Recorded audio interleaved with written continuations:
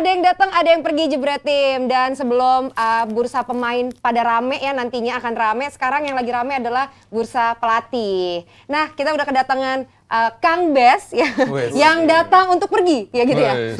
Karena udah nggak bisa siaran lagi nih. Sudah bukan Bang Bes lagi, Kang Bes. Kang Bes. Punten Kang. Selamat dulu dong buat Kang Bes. Buat Bes, jadi asisten pelatih Luis Mia di Persib Bandung. Luar biasa.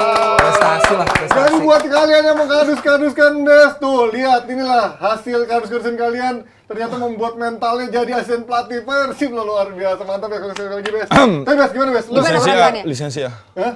Sombong banget anjir, baru gue puji.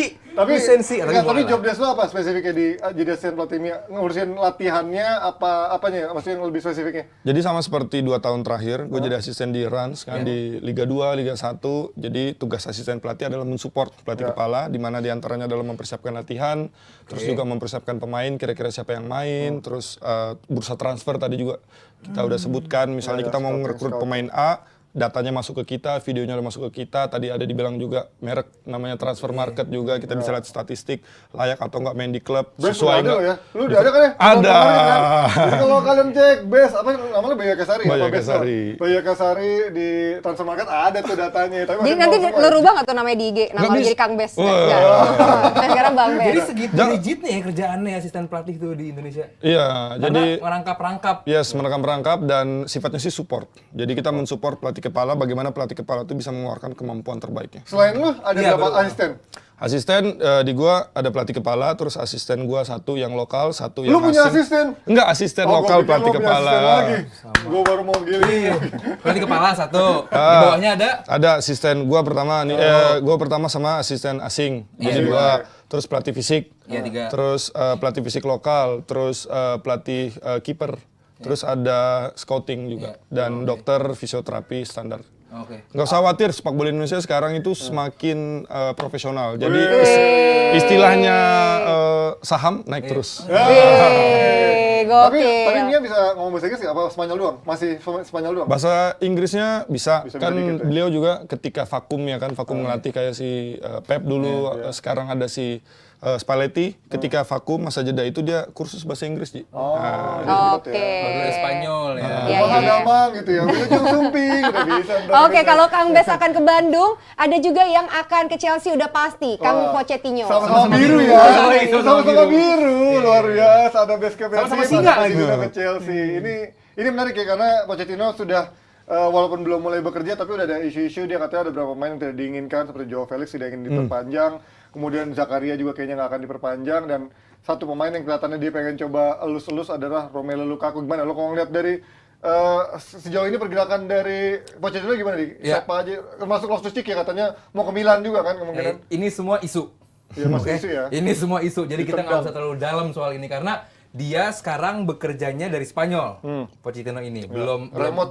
Dia remote, yes benar dia remote Pandemi kerjanya. banget nih. Dia belum kerja bersama Stuart sama siapa Paul tuh kalau nggak salah dua co-sporting director yang akan in charge di Chelsea karena musim ini Buili pengen sedikit mundur. Dia nggak pengen seperti musim lalu di mana dia nampak sekali pengen show off. Ini dikerjain, itu dikerjain. Mungkin Chelsea belajar dari Persib juga bahwa harus ada asisten-asisten yang harus mengerjakan. Kang Teddy, Iya gitu. Jadi bahwa musim ini Buili bakal sedikit mundur, menyerahkan semuanya kepada 3 orang ini, Pochettino, Lawrence tadi sama si Paul. Itu adalah 3 orang yang akan menjadi kerjaan mereka makin sibuk. Yang sementara sibuk sekarang yang 2 nama tersebut tadi kecuali Pochettino, di mana tadi dibilang bahwa Joao Felix akan balik ke Atletico, terus juga beberapa nama yang dianggap tidak akan masuk skuad musim depan, itu semua keluar dari bukan dari Pochettino, tapi keluar dari 2 nama co-sporting director tadi.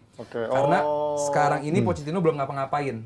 Dan kenapa belum ngapa-ngapain? Karena emang si PSG ini mengaktifate kontrak klausul bahwa Pochettino bisa keluar dari PSG setelah musim ini berakhir, di mana itu musim berakhir 1 Juli.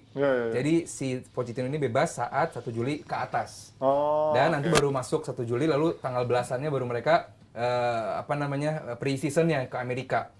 Ketemu Wrexham kan, timnya si Ryan Reynolds itu. Jadi sekarang kalau emang dibilang bahwa ini nggak akan masuk skuad musim depan, ini yang baru pasti cuma Joao Felix. Karena ada konfirmasi dari Atletico-nya. Selebihnya Gua harap Pochettino begitu masuk menemukan dulu deh tim terbaiknya. Kemarin gue bikin di Twitter, gue pengen nanya ke fans Chelsea bahwa apa yang lu pengen harapin dari Pochettino? Ya tentu banyak yang bilang bahwa gue pengen juara ini itu. Yang gue pengen lihat adalah dia bisa merampingkan squad ini dulu. Karena ini squad terlalu gemuk. Mungkin Bes bisa ngejelasin bahwa apa sih pengaruhnya squad yang terlalu gemuk pada prestasi tim, karena itu bakal sulit banget gitu. Dan terus ada indikasi bahwa Lampard bakal menjadi asistennya Pochettino. Gue pastikan itu enggak. Gue pastikan itu enggak. Ya, jadi tolong selesaikan isu itu enggak akan. Jadi kalaupun iya ya Pochettino-nya aneh, dan gue harap Pochettino bisa di awal-awal ini bisa menginjek identitas dari Pochettino, karena Chelsea selama musim kemarin bermain tanpa identitas. Itu sulit sekali tim sebesar Chelsea tidak bermain dengan sebuah identitas yang bagus, itu bakal berat. Dan Pochettino kalau nggak diganggu, dia bisa menginjek itu semua seperti zaman di Southampton. Oh iya, atau di Spurs lumayan lah ya. Di Spurs juga Daniel Levy ngeganggu banget, berasa banget keganggunya. Di PSG apalagi, dan gue harap dia diberikan kebebasan seperti zaman di Southampton. Walaupun bermain atau melatih di klub sebesar Chelsea, pressure-nya tuntutannya beda. Yes. Best, tapi kalau melihat tadi nama-nama pemain, walaupun itu baru isu, apakah ini berarti butuh waktu lama lagi untuk Pochettino untuk bisa melihat siapa pemain yang layak dipertahankan atau siapa yang layak dijual gitu? Karena kan kalau kita tahu kemarin Potter katanya butuh waktu lama karena dia harus tahu dulu nih skuadnya siapa yang cocok untuk skemanya dia. Nah, kalau dia belum pernah ngelatih Chelsea, kan berarti dia harus tahu dulu nih karakter pemain yang siapa bisa dipertahankan sama dijual. Logis nggak ketika nama-nama ini udah dijual lebih dulu sebelum dia melihat dulu siapa yang ada cocok di skuad dia? Kita udah ngelihat ya, ada contoh misalnya manajemen terlalu ikut campur dalam transfer seperti di Bayern Munchen ya, bagaimana walaupun juara akhirnya tetapi kan harus nunggu sampai pekan terakhir. Menurut gue itu harus dipisahkan manajemen dengan pelatih, walaupun mereka punya tujuan yang sama. Dari sini gue bisa mengatakan bahwa keputusan akhir itu ada di tangan pelatih. Dan kalau bisa mereka latihan dulu, terus dilihat dulu sama Poch, cocok nggak dengan karakter dia. Dan tadi Aldi udah bahas soal identitas. Poch ini kan kita tadi gua udah bahas sebelum masuk ke sini bahwa dia adalah muridnya dari seorang Marcelo Bielsa, satu perguruan ibaratnya sama Pep, terus Arteta juga dan kawan-kawan. Jadi istilahnya ini adalah pelatih yang punya kualitas, punya identitas, punya filosofi, bermain 4-2-3-1 sering, terus build up dari bawah, fast counter, penggunaan fullback. Jadi kira-kira pemain-pemain yang bakal dipakai ya orang-orang itu, fullback kuat, sayap cepat, nomor 10, nomor 9. Berarti nggak mungkin pakai 3 center back lagi ya? Ya menurut gua bakal jarang, kecil kemungkinan pakai center back dan juga kemungkinan bakal jarang pakai 2 striker. Kan Chelsea beberapa musim terakhir selalu menggunakan 2 striker. Jadi makanya wajar kayak macam Joao Felix akan dikembalikan, terus Romelu Lukaku akan kembali karena memang dia butuh nomor 9 yang reference. Berapa tahun terakhir kita nggak melihat siapa sih striker Chelsea sebenarnya. Ya kan striker-striker nanggung semua. Kai Havertz, Timo Werner bukan nomor 9, mereka tuh menurut gua adalah nomor 11 atau bahkan nomor 10 karena mereka adalah pemain-pemain tipe pemain yang bisa main berdua di atas, bukan sendirian. Sendirian ini beda. Lu butuh fisik. Erling Haaland lah lihat. Lukaku mendekati lah Erling Haaland, tetapi kan nggak mungkin kita ngambil Erling Haaland pindah ke Chelsea. Gue mau bilang mendekati Erling Haaland sih. Ya karakternya sih ya. Ya kan peak performanya Lukaku zaman dulu mungkin harusnya di atas kertas mirip, cuman pada pengaplikasiannya mungkin kegemukan. Ya, peaknya Lukaku juga dulu kan bagus. Ketika di timnas Belgia pun kan bagus banget nomor 9. Tapi begitu di tim besar malah dia sering melempem ya. Ya kecuali di Inter ya. Maksudnya di Inter kan levelnya mungkin nggak se-compete di Premier League kan. Dia di Chelsea berkali-kali Lukaku juga kita harus lihat Lukaku versi kedua ketika datang ke Inter dan pertama kali ke Inter itu jauh banget levelnya. Sekarang menurut gua Lukaku yang versi keduanya adalah Lukaku cadangan. Karena yang di atasnya lebih komplit. Lautaro Martinez lebih komplit, bahkan Edin Dzeko somehow lebih berguna gitu dalam buat mantul-mantulin bola. Nah, tapi kalau ngeliat dari nama-nama tadi, menurut lo siapa yang layak dipertahankan, Bes? Yang layak dari isu tadi, maksudnya dari isu yang nama-nama ditendang tadi, menurut lo siapa yang kira-kira layak dipertahankan, siapa yang emang layak dijual? Tadi Aldi udah bahas soal kegemukan pemain. Menurut gua skuad itu idealnya adalah 20-an, 26, 28, sisanya tambah pemain muda. Chelsea ini 30-an, Pak. Terus gua ngelihatnya bursa transfer terakhir mereka kebanyakan beli sayap. Bukan striker. Jadi menurut gua ada yang harus dikurangi adalah sayap-sayapnya. Pulisic, Havertz. Pulisic pertama menurut gua udah saatnya mungkin cabut karena mungkin dia udah nggak punya motivasi juga di Chelsea, udah nggak pernah main juga. Terus Kai Havertz ya kita lihat lagi dia mau main di posisi berapa? Apakah 10, apakah 9? Kalau 9 menurut gua too much buat dia kan. Terus juga ada Kovacic, kalau polisi isunya malah ke Juventus ya. Ya, Ya, karena Juventus, ya mau bahas Juventus. Karena Juventus dia punya marketing, dia pengen ngincar market Amerika, makanya dia pengen datengin pemain-pemain Kalau Amerika. Juventus get well soon dulu aja soal itu ya. Jadi kita nggak mau terlalu bahas banyak banget. Cuman kalau soal kiper gue yakin salah satu bakal dipertahankan karena ya butuh salah satunya gitu kan. Nggak mungkin ada 2 nama kiper senior walaupun katanya Raya juga diinfokan salah satu yang diincar ke Chelsea. Selebihnya Loftus-Cheek, Gallagher udah ada Lampard nih ya, so goodbye. Dan ya kita di nama-nama yang masih punya bergen atau punya bisa nilai jual, itu gua rasa layak dijual karena Chelsea pasti bakal belanja. Karena Pochettino juga pasti waktu proposal dia datang, gue dikasih berapa nih transfer, itu pasti bakal dipakai. Sementara kalaupun nggak balance, FFP lagi 3 musim depan bakal memantau. Jadi nama-nama tadi buat gue sih layak ya, Aspi segala macam. Ya itu udah lewat lah masanya dan Chelsea sudah terlalu jauh untuk sudah terlalu jauh untuk ke level Chelsea yang kita kenal sebelumnya. Dan musim ini Chelsea kan targetnya kata Bully kembali ke tim elit. Tim elit apa syaratnya? Masuk Liga Champions, 4 besar atau juara Liga. Nah, musim ini Chelsea terlempar jauh. Pemain besar mau nggak ngamen di Liga Champions atau ngamen di Eropa lah at least. Itu justru tantangan dari Pochettino. That's why gue bilang kemarin besar banget nih PR-nya Pochettino karena satu harus merampungkan skuad yang segini gendutnya. Kedua, Chelsea tidak bermain di Eropa di mana itu menjadi magnet bagi pemain-pemain besar untuk masuk ke Chelsea. Tapi juga bagus untuk membangun sebenarnya. Yes. Karena dia harus fokusnya ya. cuma di liga domestik doang ya. Gue dengarnya juga malah macam-macam kayak Christopher Nkunku juga kalau nggak salah Nkunku bakal jadi nomor 9-nya Chelsea alternatif. Dan lagi-lagi begitu kan, walaupun bukan nomor 9 dipaksa jadi nomor 9 pasti gagal. Dan kemarin pun cuma 16 gol kan di Bundesliga, bukan yang tipikal. Tapi top skor. Ke atas gol. Iya. Gitu. Itu yang Sekarang ada Lewandowski itu yang menarik justru karena Chelsea stoknya banyak banget di gelandang. Di sayap juga banyak. Tinggal strikernya banyak siapa. tapi levelnya Loftus-Cheek gitu-gitu. Jadi banyak tapi nggak yang siap dipakai. Enzo gitu. Fernandez. Itu oke. Enzo oke. Cuman selebihnya gue nggak menemukan Ekante juga masih oke. Selebihnya untuk compete di level tertinggi atau balik Liga Champion PR-nya banyak. Duitnya gede, cuman pemainnya nggak tepat guna. Yang pasti Ji, dengan Pochettino balik, gue bisa meramalkan bahwa dia akan bermain dengan 4-2-3-1. Kalau udah main 4-2-3-1, berarti center back-nya pasti bakal berkurang banyak karena bakal cuma pakai 2 center back, terus full back. Ini juga kita harus lihat Reece James bisa terancam posisinya karena akan dicari back kanan yang pure. Oh, ada yang baru nih dari Lyon Ya tuh. kan? Malo Gusto. Terus si Ben Chilwell juga mungkin bisa comeback di situ karena full back memang benar-benar dibutuhkan. Santos juga pemain muda Brazil itu, back kiri juga kan. Terus 2 holding midfield, terus tambah 1 nomor 10, macam-macam Bruno Fernandes harus punya. Iya. Gayanya emang seperti itu, tapi kita lihat apakah memang pada akhirnya Pochettino bisa menerapkan filosofinya di bawah tekanan-tekanan Chelsea karena paling di nggak PSG pun filosofinya nggak keluar dia kan. Paling nggak Chelsea udah melakukan one step ahead di transfer kali ini. Mereka akhirnya punya transfer yang bagus. Paling nggak transfer pelatih. Menurut gue ini udah cukup bagus dibanding yang sebelum-sebelumnya. Karena kan ini dia kan third option sebenarnya kan. 7,5 lah kalau gue kasih nilai.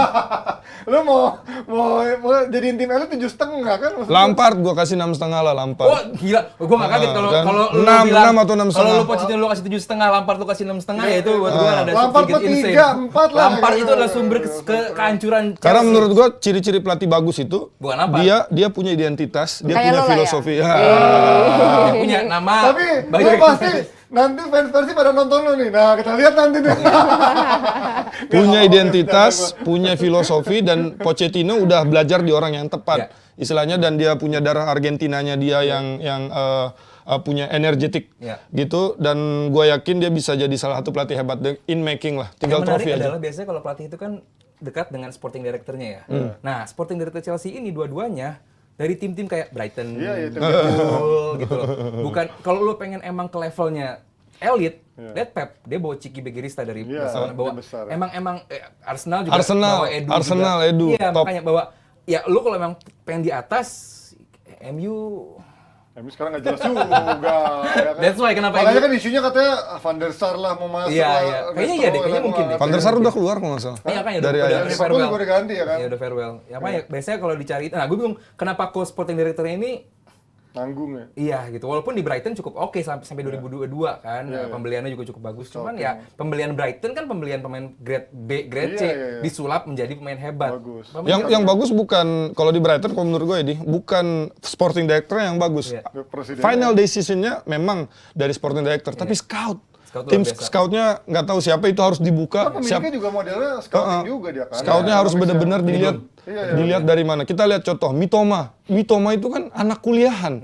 Terus juara di Jepang, diambil dari Jepang, itu kan pertaruhan yang besar dan akhirnya berhasil. Belum lagi Estupinya, terus lagi Moses Caicedo luar biasa banget. Itu scoutnya siapa gitu kan? Sampai sekarang Enciso juga masuk 19 tahun. Ya, Enciso. Golnya keren juga kan. Luar biasa. Tapi ngomongin Chelsea ada yang menarik nih. Kita Ya, tadi sudah sempat nyinggung Lukaku juga. katanya dia ogah balik lagi ke Chelsea. Tapi kan dia sebenarnya mau pinjaman kan? Iya. Emang dia layak dipermanenin? Mau nggak mau Masalahnya mau Inter dia nggak harus balik bayar. dulu kan. Tapi tergantung nih, makanya menurut kalian Pochettino akan ke gambling lagi dengan mencoba Lukaku lagi setelah 3 kali bahkan periode di Chelsea Apapun gagal. kondisinya, Lukaku adalah pemain yang bakal main di final Liga Champion. Oke, mau gimana peluangnya, mau 5% dibilang kemarin, Lukaku adalah pemain atau penyerang yang bakal main di final Liga Champion.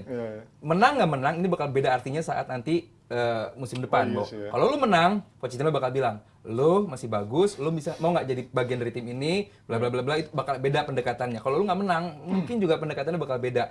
Jadi kemenangan nanti Lukaku di final Liga Champions itu bakal berarti buat musim depan. Gua ralat sedikit, mungkin Lukaku bisa nggak main.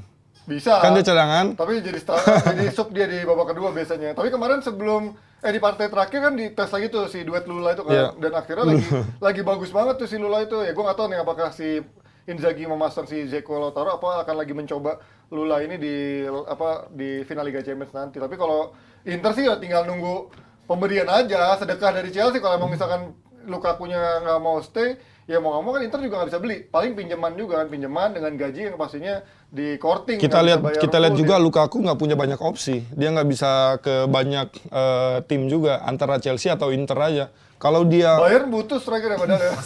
Masalahnya kalau dia menurunkan egonya, mungkin dia bisa balik lagi ke Chelsea fight karena pelatihnya yang minta mungkin pengen karena butuh striker reference. Tapi kalau pengen dia di zona nyaman ya di Inter cukup happy dengan jadi cadangan. Fans Chelsea mungkin belum lupa dengan apa interview dia dengan Yes, Sport beberapa betul. musim lalu. 10 Mungkin Chelsea emang sih interview itu soal Tuchel, cuman kan yang disebut Chelsea-nya waktu itu. Nggak tahu nih fans Chelsea sudah melupakan, fans Chelsea di London ya, apakah sudah melupakan interview itu. Buat gua kalau emang ini adalah gambar besarnya untuk membawa kembali Chelsea sukses, Lukaku dianggap bisa memberikan warna baru, ketajaman di lini depan yang udah lama nggak ada. Ya. Who knows? Iya. Itu Tapi ngomongin kalau striker ya. menurut gua Lukaku mendingan di Italia aja lah daripada ke Inggris. Ya nggak apa-apa, cocok di situ. Tapi Milan nggak juara-juara kalau misalkan Lukaku di Inter kan. Pas skor kedua kan dia? Iya makanya lumayan lah. Nah, tapi kalau Benzema masalahnya dia mau kemana? Karena kemarin udah ada heboh-heboh katanya dia ada yang nawarin gajinya 100 juta euro per musim. Gokil kan tuh. Ini katanya, Kayak bawaan dia. Iya. katanya bahkan tim Arab ini lagi menunggu jawaban dari Benzema terkait 100 juta ini apakah mau diterima apa enggak. Tapi kalau menurut kalian di setengah musim terakhir Benzema udah turun banget kan nih. Menurut kalian waktunya sekarang emang Madrid harus cari regenerasi atau cari penggantian sekarang biar bisa meregenerasi, atau menurut kalian Benzema masih lagi dipertahanin sambil menurunkan legasinya lah gitu? Siapa atau backup Benzema di Madrid? belum ada. Mariano Diaz. Paling nanti Hendrik. That's why, makanya masih tahun depan. dia bermain tanpa ada seorang kompetitor Iya. di Madrid gitu, di umur segitu tuanya. Harusnya pemain sekali berbenzema ada kompetitornya untuk apa namanya, kalaupun dia main jelek sedikit, paling nggak ada yang oke, lu terancam di posisinya.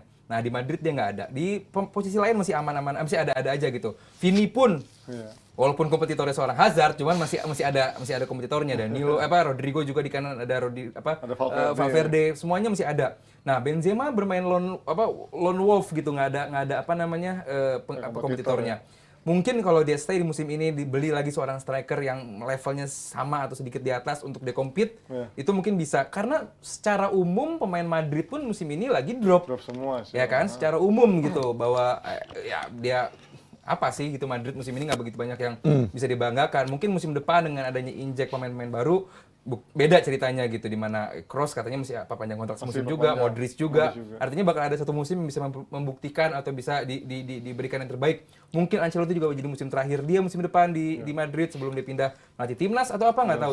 Jadi karena buat gua kenapa jelek musim ini, satu karena emang satu tim lagi emang drop sedikit dari musim lalu, kedua nggak ada kompetitor dari posisi tersebut. Dan Benzema juga banyak cedera kan. Apakah Umur udah 35 tahun. Di rekan-rekan setimnya yang dulu istilahnya yang selevel dengan dia di nomor 9, Ronaldo, Ronaldinho, terus mungkin yang dulu-dulu Shevchenko, di umur 35 kan kemana mereka?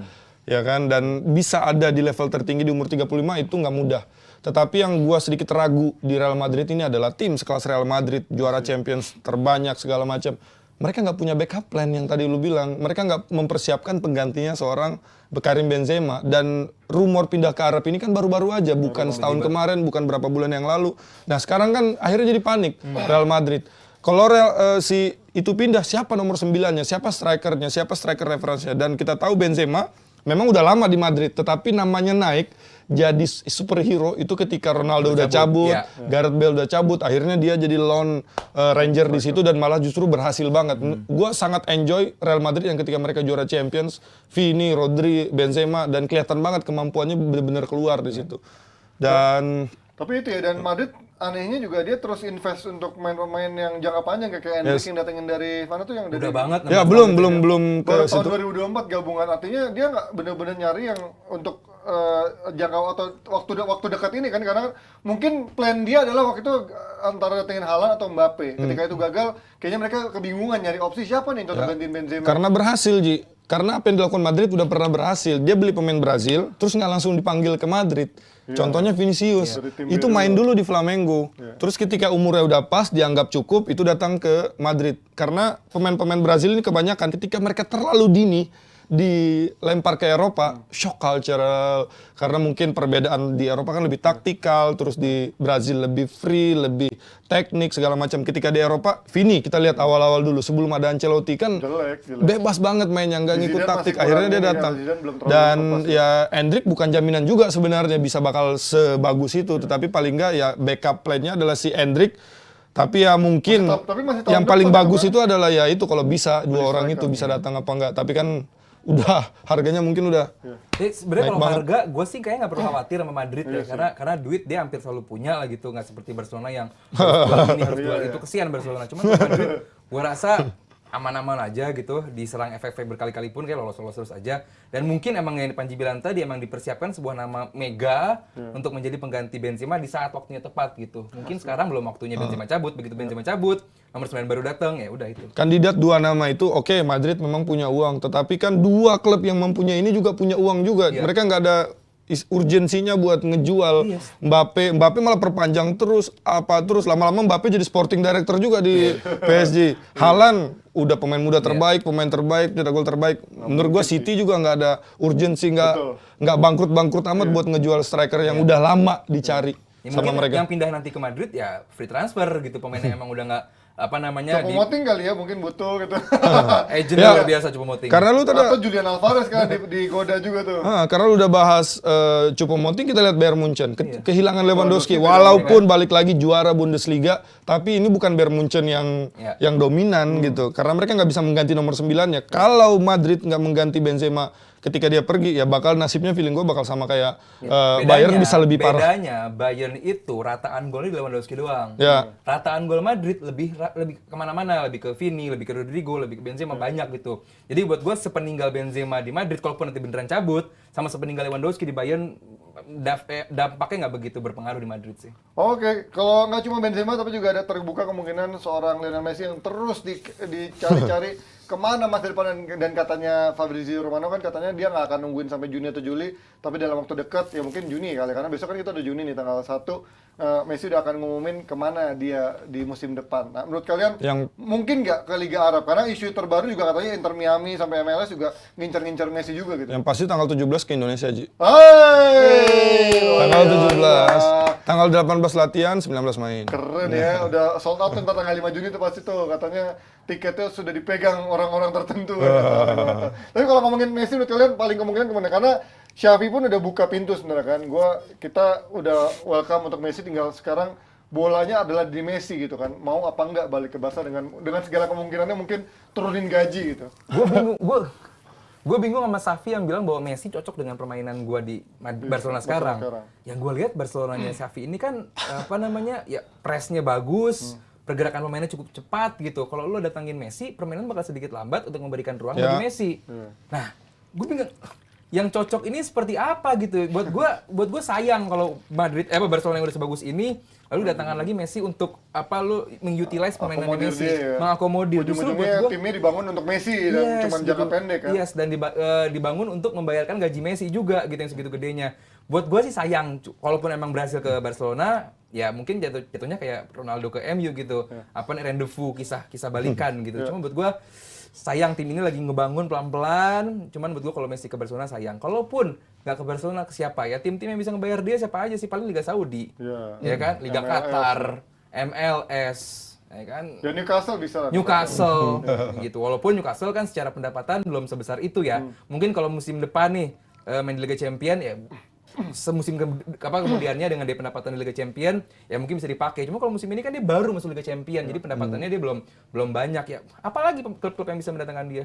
Xavi sendiri Ji, itu dikritik di Barcelona, di Spanyol istilahnya dikritik. Kenapa? Karena dia itu adalah produk La Masia, anak didiknya Pep, Johan Cruyff dan segala macam. Tapi dia nggak ngelanjutin tradisi tiki taka, ball position gitu, proaktif football. Malah justru ini Xavi lebih pragmatis bermainnya. Apalagi ketika ketemunya lawan tim yang lebih superior, mereka nggak berani untuk ngambil resiko. Bukan Barcelona yang kita kenal. Justru ini adalah menuju Mourinho malah gue ngelihatnya. Lebih ke parkir bus, counter attack, ya kan? Kasihan Messi. Defense-nya kuat banget Dengan ya, umur sekarang ya. segitu disuruh main counter attack, berat Pak. Karena main bertahan itu lebih susah Ji, daripada menyerang. Karena ketika lu bertahan, lu harus fokus. Lu harus ngeliat bola di mana, lu harus ngejar. Terus ketika lu dapat bola, mungkin lu udah capek, bingung, udah habis tenaga. Ini kan maksud dari tiki taka tadi, orang tuh capek bertahan. Ini malah lu yang disuruh bertahan. Lu Menurut pasti gua bakal sayang. diserang sama penyuka sepak bola menyerang, Bes. Masa iya lebih susah pemain bertahan daripada pemain menyerang? Iya lebih susah bertahan tentunya, karena lebih capek. Karena lu harus fokus. mempertahankan. Ketika lu dapat bola, lu baru menyerang lagi. Dan ngejar-ngejar, ibaratnya ngejar pantat mulu ya kalau kata Coach kan istilahnya. Lu ngejar-ngejar orang nyari momentum baru transisi. Tujuan Nyerang sepak gitu bola kan apa? Mencetak gol lebih banyak daripada lawan. Kan kita ini baru bertahan, berarti baru satu fase yang kita lakukan. Sedangkan fase keduanya belum kita lakukan. Sedangkan lawan udah satu fase lebih awal, yaitu adalah menyerang. Sebenarnya Makanya sayang. Xavi di awal-awalnya bermain tiki taka. Ya, yang menyerang. 6 bulan pertama Pak. Yes. Tapi kalah terus, kalah sama Madrid. Ya dia adaptif dong. Masa lu udah kalah terus dengan sistem seperti ini lu nggak mengganti sistem, diganti sistem. Kalau dibilang Barcelona bermain bertahan, tim dengan action per pass dari lawan itu di mana lu nguasain bola lalu baru direbut. Nah itu paling tinggi Barcelona di Spanyol. Jadi penguasaan bola begitu dia counter press, ya itu paling cepat Barcelona. Jadi kalau dibilang bertahan, datanya nggak seperti itu. Dan capaian fullbacknya juga paling tinggi nomor 2 setelah Sociedad La Liga. Artinya bahwa tim ini kalau dibilang bertahan juga enggak. Tapi emang dari 4-3-3 dia menjadi 4-4-2 diamond kan. Satu gini sama satu Frenkie de Jong, Busquets ya. Itu perubahan itu kelihatan banget. Dan bagaimana si Xavi ini mengakomodir peran dari seorang Gavi, lalu juga Balde menjadi sangat amat tinggi. Buat gua ini sangat amat luar biasa. Dan kalaupun nantinya cuma ada 2 yang bermain lebar, itu Dembele atau Rafinha di kanan, atau juga satu bek kanannya lagi antara si Koundé atau si yang nomor 4 itu. Selebihnya kan bermain di kiri ini dan terbukti cukup bagus. Kalau ada Messi, beda lagi. berubah lagi gua. Taruh di mana kira-kira Messi? 2 striker sama Lewandowski apa di belakang striker? Ya main 4-3-3 sih. Serius masih 4-3-3 lagi? Ya maksudnya kan Messi kan keluar kemampuannya ketika main 4-3-3. Iya. PSG dia berapa tahun di PSG? Orang semua bilang, ini main formasi apa ya? Ketika Messi pertama kali pindah pun, gua coba ngutak-ngatik di FIFA, game FIFA, itu bingung gitu mau taruh di mana karena rugi ketika taruh di sayap. Yang bertahan Jauhan. siapa? Ya kan taruh di striker kecil banget. Ya nomor 10 juga rugi, bukan space, ya. Bruno Fernandes masih lebih bagus daripada Messi kalau main di posisi second striker. Posisi second striker. Iya, tapi walaupun memang harus lagi-lagi ngakomodir dia dengan gaya main tertentu berarti kan. Mending Barcelona dia bergantungnya dengan pemain-pemain muda yang sekarang udah rising star Pedri sama si Gavi daripada bergantung lagi sama Messi. Bakal berubah lagi lah. Tapi kan kalau kita lihat foto terbaru jersinya PSG itu mukanya Messi. Apakah ini pertanda Messi Perpanjang. akan tetap dikurung, dipertahankan dengan satu kontrak 1 tahun lagi diperpanjang opsinya, atau ternyata Messi memutuskan untuk menerima tawaran mega dari Arab ataupun dari Tapi kan supporter PSG emang juga keterlaluan, Nggak layak, kurang ajar. Messi di PSG buat gua nggak layak. Emang kurang ajar karena kan ini adalah juara dunia gitu loh. Lu PSG, dan Lu harus punya lebih Messi, bisa respect. Nggak ada respect.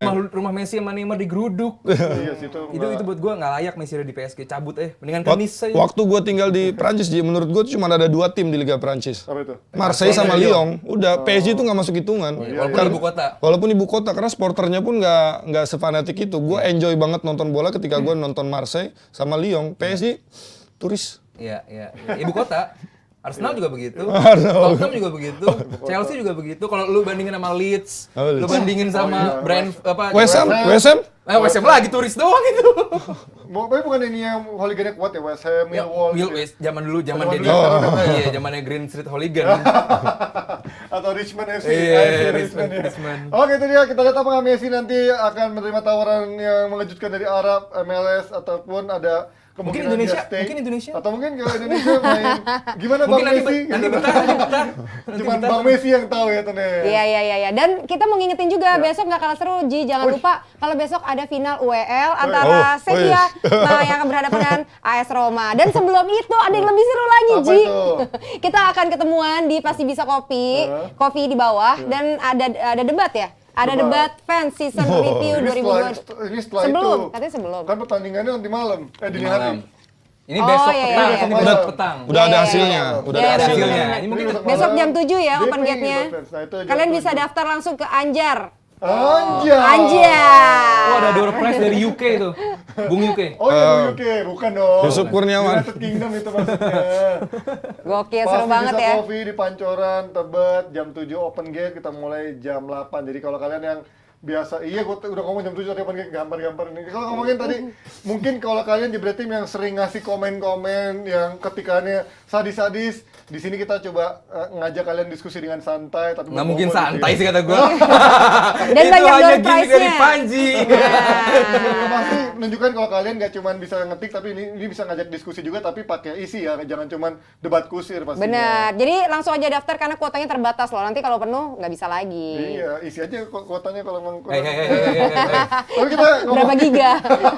Mas Areman. Nah, nanti malam ada dini hari akan ada final pertandingan yang menurut teman saya Coach Yasin tidak akan dia tonton karena pasti akan sangat boring.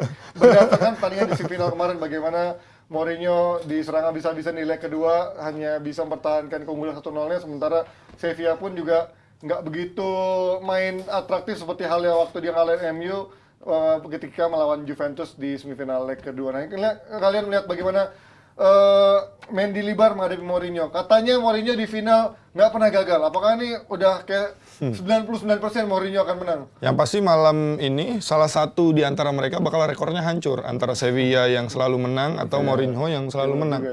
Ya, sekarang ya tinggal bagaimana kedua tim mempersiapkan menuju pertandingan ini. Kita lihat Sevilla nggak sebagus itu. Kita tahu dia ada di papan tengah. Terus AS Roma pun di Liga pun nggak bisa masuk 4 besar. Banyakan kalahnya karena mereka harus fokus di 2 kompetisi, nggak bisa. Jadi nanti malam kita lihat siapa yang lebih ingin menang, lebih punya intensitas. Terus jangan sampai salah komposisi pemain aja di awal gitu.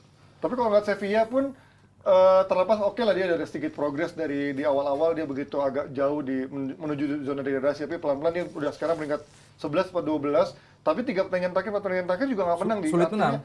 Nggak konsisten juga nih, nih tim ya, tapi mungkin di Cup beda cerita lagi kali ya. Sama, ini nasibnya 2 tim di Liga ya dibilang cukup berantakan banget gitu. Cuman kalau di Cup lain cerita gitu. Mungkin emang Roma sama Sevilla ini emang fokusnya di Cup gitu, karena untuk mereka sadar bahwa untuk Liga Champions musim depan juga sulit gitu. Dimana mereka kemarin sempat unggul sama Madrid di pertandingan kemarin tuh, jadi kalah 2-1 gitu. Artinya bahwa Sevilla ini ya kalau untuk di Europa League luar biasa gitu, dan apalagi mereka kemarin menunjukkan mentalnya bahwa sempat ketinggalan dari MU tapi akhirnya bisa membalikkan keadaan, akhirnya juga jadi menang gitu kan. Artinya bahwa mereka punya gennya gitu. Kalau ada yang bilang DNA Eropa, DNA gitu, nah ini mungkin yang punya DNA Sevilla, dan DNA Europa League ada di Sevilla, walaupun secara permainan dibilang bagus-bagus banget enggak juga di Liga. Tapi kalau di Europa League Sevilla bagus banget sih menghadapi kecuali lawan Juve ya, lawan Juve kurang ya, lawan Juve kurang. Ya. Lagi jelek aja. Juve yang kurang, maksudnya Juve yang kurang. Juve yang kurang. Lu jangan nyengir-nyengir aja gitu. Juve terlalu kacau sih betul. Enggak, Sevilla ini kelebihannya di Europa League ketika main di kandang. Oh iya. Iya kan, ketika main away mereka kesulitan juga. Lawan MU ya kan, berapa skornya? Karena Juve yang kesulitan, orang baru golin di menit-menit akhir. Tapi kalau yang nonton pertandingan itu, kalau yang nonton dari menit awal, kebetulan gue kebangun nonton, itu Juve-nya nyerang juga. Cuman emang sial kebobolan 0-1. Tapi emang nyerang gitu. Gue sebagai fans juga pun terkejut. Juve bisa nyerang juga di pertandingan itu walaupun akhirnya 1-0 ya kan. Menit terakhir 1-1 terus ya ketika datang ke Sevilla kita mau percaya diri dikit, gila itu stadionnya benar-benar compact. Terus kalau dalam bahasa kepelatihan itu sharp banget si Sevilla ya. Jadi setiap eksekusi passing, eksekusi apa nggak ada kesalahan, nggak ada ini. Jadi akhirnya balik lagi, football is a game of mistakes. Siapa yang bikin lebih banyak kesalahan, dia yang akan kalah. Dan Juve bikin banyak banget kesalahan waktu itu. Salah komposisi pemain, salah passing, bola kerebut. Akhirnya kalah, wajar kalah. Jadi Sevilla sekarang tantangannya adalah dia nggak main di kandang, mainnya di tempat netral. Lawannya AS Roma yang kayak begitu. AS Roma ketika main away malah justru mereka tough. Ketika lawan Bayer Leverkusen, terus lawan-lawan yang lain juga malah rekor kebobolannya itu sangat kecil. Sevilla bermain di Old Trafford. Oke, Old Trafford stadion kurang intimidatif apa itu stadion? Bisa. Kalah 2-0 tapi kan comeback, nggak sampai menang kan? Secara permainan jelek sih tadi iya. di waktu di Old Trafford ya. Iya. Kalau di 2-0 dulu kalau nggak salah, ya kan? Iya, ya. MU. Kan sama, Enggak. Al-Nassr kan Iya, bikin 2-2 gol. Iya, 2-0 Iya, dulu, artinya kan habis secara itu seri. mentalitas- Iya dibalikin sama Iya, Sevillanya. bahwa ya itulah bahwa dia punya serangan dari sayap bagus, walaupun Montiel nggak main ya. Apa Akuna yang nggak main. Iya, dan Itu lawan Juve dia kena kartu. Iya, Iya. gara-gara Juve. Wasting time. Ya, wasting time. Cuman ya itu bahwa secara permainan dia mau pakai bola atas bisa. Karena El Nesri 14 gol musim ini dari keseluruhan cukup oke, main bola bawah, main bola atas bagus. Ya kita lihat nih back-backnya Roma bisa nggak menghadapi gempuran dari Sevilla gitu, dan lini tengah juga walaupun sekarang nanti Dybala udah baik lagi siap dimainkan, cuman gua nggak tahu apa yang bisa dimainkan. Dybala, kalau kita bahas sedikit Dybala, gue sering membandingkan apakah Juve ini menyesal ya kan menjual Dybala, melepas Dybala ke Roma terus mengambil seorang Di Maria. Ternyata statistiknya sama-sama aja di awal musim doang gacor Dybala. Terus gue lihat juga beberapa pertandingan terakhir AS Roma, Dybala juga nggak jadi tumpuan banget, sering jadi super sub dan bahkan malah nggak cadangan. Jadi kalau dibahas apakah dia pemain penting di AS Roma, oke penting, tetapi nggak ada dia pun bisa survive gitu. Justru gue mau garis bawahi kelebihannya AS Roma ini adalah ada di kaptennya Pellegrini. Karena apa? Beberapa gol dari AS Roma ini, kalau nonton AS Roma boring banget pak. Bertahan, reaktif football, golnya dari set piece. Jadi menurut gua set piece-nya AS Roma ini salah satu yang paling bagus gitu di Eropa, dan ini yang bakal jadi kunci menurut gua, set piece dan counter attack. Sampai seorang Nemanja Matic pun juga bisa deliver lagi di AS Roma. Kalau dari perkiraan formasi Sevilla, ini menurut gua salah satu kelemahan adalah back-nya, karena kita tahu di awal musim si Diego Carlos cabut ke Sevilla terus cedera panjang, Jules Koundé pun juga cabut ke Barcelona, penggantinya menurut gua nggak pernah ada yang sepadan. Martial, terus ada Omar Rekic, terus juga ada siapa menurut gua. Nah ini Jesus Navas pun udah nggak prima lagi kan, dia adalah winger yang dijadikan fullback. Bukannya main 5 ya?